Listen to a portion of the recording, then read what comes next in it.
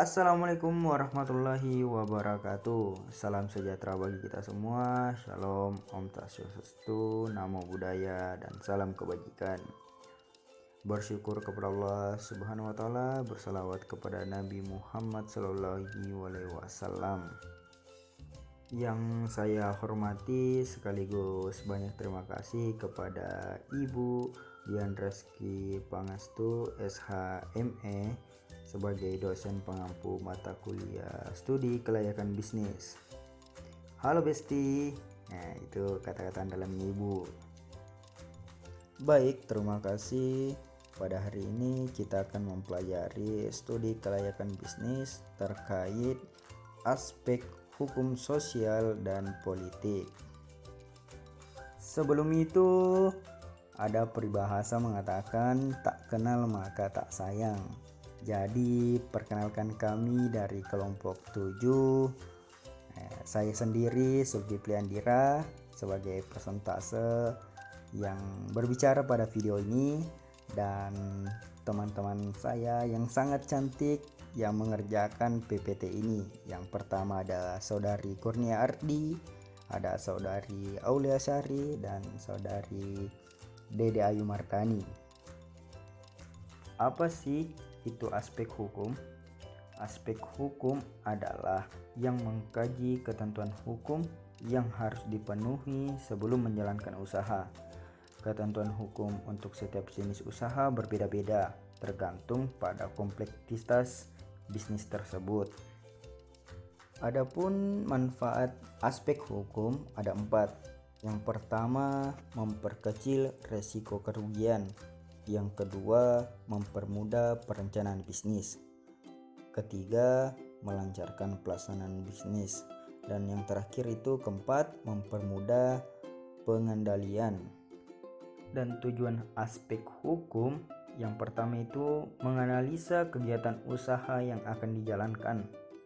Yang kedua, menganalisa ketetapan bentuk badan hukum dengan ide bisnis yang akan dilaksanakan. Dan yang ketiga, menganalisa kemampuan bisnis yang akan diusulkan dalam memenuhi persyaratan perizinan. Dan yang terakhir, keempat, menganalisa jaminan-jaminan yang bisa disediakan jika bisnis yang dibiayai dengan pinjaman. Nah, sekarang aspek sosial. Aspek sosial merupakan hasil daripada aktivitas manusia dengan alam sekitar, lingkungan, yang dimana salah satu bentuk itu meliputi penindasan. Mengenai penindasan tersebut adalah suatu kekerasan, ancaman, dan paksaan yang dilakukan kepada orang lain yang melibatkan ketidakseimbangan kekuasaan sosial atau orang lain. Analisis dalam bidang sosial adalah sebagai berikut. Yang pertama, interaksi sosial. Interaksi sosial merupakan hubungan antara masyarakat dengan perusahaan sosial atau lembaga sosial. Nah, yang kedua, perubahan keadaan sosial yang kompleks. Perubahan sosial merupakan kondisi struktur sosial yang terdiri dari masyarakat dan lingkungan sekitar di dalam suatu daerah tertentu. Yang ketiga, perubahan dalam masyarakat pluralistik. Masyarakat pluralistik adalah sebuah kehidupan berbagi kelompok yang mempengaruhi lingkungan perusahaan dalam mendapatkan harapan-harapan sosial, ekonomi, politik. Masing-masing kelompok berusaha mengembangkan diri lah. Adapun manfaat dari sosial bisnis, yang pertama, membuka lapangan kerja baru. Maksud di sini dibukakan proyek bisnis akan menggairahkan masyarakat sekitar untuk turut serta membuka lapangan kerja baru. Nah, yang kedua, melaksanakan ahli teknologi. Dengan dilakukannya ahli teknologi ini kepada pekerja dengan berbagai cara pelatihan yang terprogram dengan baik, maka diharapkan skill-skill pekerja juga sikap mental sebagai tenaga kerja yang handal semakin kokoh. Nah, yang ketiga, pengaruh positif. Proyek bisnis hendaknya dapat berpengaruh positif pada masyarakat sekitar, tidak hanya berdampak pada meningkatnya atau semakin baiknya kondisi lingkungan fisik seperti jalan, jembatan, dan telepon, tetapi juga kondisi lingkungan fisikis mereka yang harus kita berikan up lah atau sebagai pengaruh positif.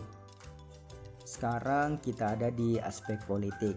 Aspek politik adalah suatu kondisi yang terjadi akibat adanya isu, spekulasi, dan rumor karena kondisi politik dari pemerintah yang bisa mempengaruhi permintaan dan penawaran konsumen. Adapun analisis dalam bidang politik adalah sebagai berikut. Yang pertama, isu strategis. Isu strategis merupakan suatu informasi pemberitaan sosial yang mencakup informasi publik yang berkaitan dengan perubahan lingkungan, masyarakat, dan pemerintahan. Yang kedua, penyelenggaraan pemerintahan. Penyelenggaraan pemerintahan merupakan suatu rangkaian atau struktur kepemerintahan di dalam suatu wilayah tertentu. Dan yang ketiga, kerjasama pemerintah.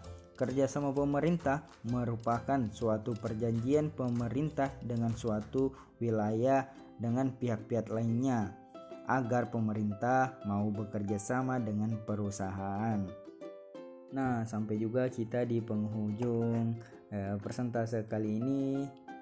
Saya banyak-banyak terima kasih kepada teman-teman yang telah menonton dan melihat video ini. Lebih dan kurangnya mohon dimaafkan. Akhir kata dari saya, semua akan lewat, tetapi jangan dilewatkan. Wassalamualaikum warahmatullahi wabarakatuh.